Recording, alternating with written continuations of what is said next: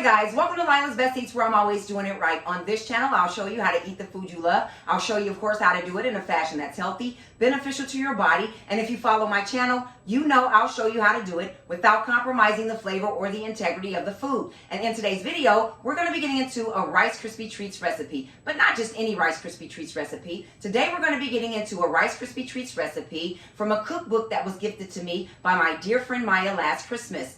And it's presented by Snoop Dogg. It's called Goons with a Spoon. It's a collective cookbook with he and E40. And from this cookbook, I'll be showing you guys how to make Snoop Dogg's Fruit Loop bars. These Fruit Loop bars are absolutely delicious. They're easy to make, and although the steps and process are quite similar to the standard Rice Krispie Treats recipe, I have to assure you the ingredients aren't. So if you're a fan of Snoop Dogg, if you're a fan of Rice Krispie Treats, and you're curious to know exactly what ingredients he has included into this recipe, then you need to do this. Don't be shy. Hit that like, share, and subscribe. Tap the notification bell. You'll be notified when I upload Snoop Dogg's Fruit Loop bars. You should also do Lila's Best Eats a small favor. Tap that super thanks button below. Leave me a small donation. I'll reinvest back into my channel and continue to kick out these delicious videos for you guys. And without any further ado, let's get to doing what Lila's Best Eats does best. Let's get into Snoop Dogg's Fruit Loop bar recipe, and let's get to doing it right. Okay guys, here are the ingredients needed for Snoop Dogg's Fruit Loop bars. You'll need marshmallows,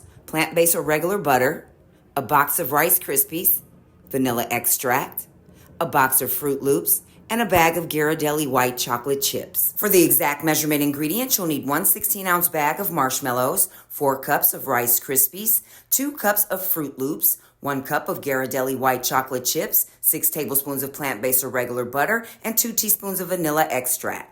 Okay guys, in the first step, take a stick of butter, but not the butter you'll be using for the recipe, and coat the aluminum foil with it. Once the aluminum foil has been coated, this is what the end result should look like. Place the coated aluminum foil into a 9x13 casserole dish and leave about 4 inches of aluminum foil hanging from all 4 sides of the casserole dish. Once the aluminum foil has been inserted, this is what the final result should look like. Next, add the butter for the recipe to a large pot over a medium-high heat and allow the butter to completely melt. Once the butter has completely melted, add the marshmallows. Stir the marshmallows consistently until all of the marshmallows have completely melted. Once the marshmallows have completely melted, this is what the end result should look like. Next, turn off the heat and add the vanilla extract. Mix thoroughly to incorporate it into the melted marshmallows. Then add the Rice Krispies, Fruit Loops, and Ghirardelli white chocolate chips. Stir quickly to incorporate these ingredients into the melted marshmallow before the melted marshmallow begins to set and become firm. Then transfer the marshmallow mixture into the 9x13 casserole dish